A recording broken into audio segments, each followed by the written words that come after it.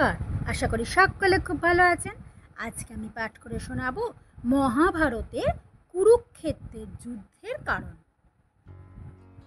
এই যুদ্ধের প্রারম্ভ হয়েছিল সে কুরুবংশীয় রাজা ধৃতরাষ্ট্রের শতপুত্রের জন্মের পর থেকে। কেননা ধৃতরাষ্ট্রের শতপুত্রের মধ্যে সবচেয়ে বড় পুত্র হচ্ছে দুর্যোধন। সে সর্বদাই চাইতো তার বাবা রাজা, সেই জন্য পুরো রাজ্য কেবল দুর্যোধনের সম্পত্তি হিসাবে তারা দাবি করত, সেটা তারা ভোগ করত। অপরদিকে ধৃতরাষ্ট্রের ছোট ভাই পাণ্ডু বনে চলে যাওয়ার প্রায় 13 থেকে 14 বছর পর সে মারা যায়, এবং সে মারা যাওয়ার পর তার পঞ্চপুত্রকে নিয়ে তার স্ত্রী কুরু রাজ্যের রাজধানী হস্তিনাপুরে ফিরে আসে।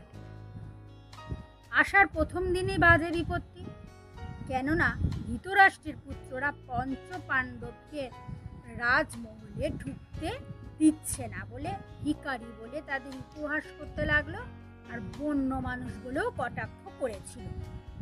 মূলত তখন থেকেই শুরু হয়েছিল কুরুক্ষেত্রের যুদ্ধের প্রারম্ভ। বন থেকে আসার পর অনেক কিছু বলার পর তাদের অবশেষে রাজমহলে ঢুকতে দিল, কিন্তু কিছুদিন যাওয়ার পর ক্রমশ পঞ্চপুত্রের উপর আধিপত্য বিস্তার করার চেষ্টা করে, কিন্তু কোনো রকমে পারে না। কারণ পঞ্চপুত্রের মধ্যে একজন ছিল অত্যন্ত শক্তিশালী, তার নাম ছিল ভীম। সেই ভীমকে বিষ খাইয়ে নদীতে ফেলে দেয় দুর্যোধন এবং তার মামা শকুনি। সে পর্যায়ে দৈবক্রমে ভীম বেঁচে যায়। ভীম বেঁচে গেলে তাদের উপর আরো বেশি ক্রুদ্ধ হয়ে ওঠে দুর্যোধনরা, কারণ পঞ্চম পাণ্ডবদের যদি মেরে ফেলা যায় তবে পুরো রাজ্যের অধিকর্তা দুর্যোধন তথা কৌরবরা হয়ে যাবে। গুরুকুল থেকে শিক্ষা লাভ করে আসবার পর নতুন উত্তরাধিকারীর ঘোষণা করা হয়। পঞ্চপাণ্ডব এর মধ্যে জ্যেষ্ঠ যুধিষ্ঠির। কেননা ধৃতরাষ্ট্র ছিল অন্তর্বর্তীকালীন রাজা, তাই যুধিষ্ঠির পরবর্তী রাজা হবেন সেটা এক কথায় মান্য। কেননা ধৃতরাষ্ট্রের হাতে রাজ্যভার দিয়ে পাণ্ডু বনে চলে গিয়েছিল, সেখান থেকে ফিরে আসার পর অবশ্যই রাজা হলেন পাণ্ডুর পুত্র। যুধিষ্ঠির যুবরাজ হওয়ার পর দুর্যোধন তাকে বারণাবতে গিয়ে অবকাশ যাপনের জন্য বলেন। যুধিষ্ঠির সেখানে তার অপর 4 ভাই তাদের মা কুন্তিকে নিয়ে যান, কিন্তু এটা ছিল নিছকই কি একটা ষড়যন্ত্র। হস্তিনাপুরের বিশ্বস্ত নির্মাণ শিল্প পুরোচনের সাথে একটা ষড়যন্ত্র করে, অর্থাৎ সেখানে এমন একটা ঘর বানানো যা লাক্ষা দিয়ে নির্মিত, যাতে করে সহজে জ্বলে যেতে পারে সেই ঘর। সেইখানে পঞ্চপাণ্ডবকে পুড়িয়ে মারার ঘৃণ্য ষড়যন্ত্র করে দুর্যোধন এবং তার মামা শকুনি। পুড়িয়ে মারার আগেই আরেকটি ষড়যন্ত্র ছিল, তা হলো বিষ খাইয়ে মেরে ফেলা। কারণ পঞ্চপাণ্ডবরা ছিল বীর যোদ্ধা, আগুন নেবানো যথেষ্ট পথ ছিল তাদের। পুড়িয়ে মেরে ফেলার ষড়যন্ত্র কৌরবদের কুকর্মের একটা উদাহরণ। বারণাবত থেকে কোনো রকমে বেঁচে যায় পাণ্ডবরা। এরপর অনেক ঘটনার পর দ্রৌপদীর সঙ্গে পাণ্ডবদের বিবাহের পর হস্তিনাপুরে ফিরে আসে পাণ্ডবরা, কারণ সেটা তাদের বাড়ি। কিন্তু তখনও তাদের সম্পত্তির অধিকার থেকে বঞ্চিত করার চেষ্টা করা হয়।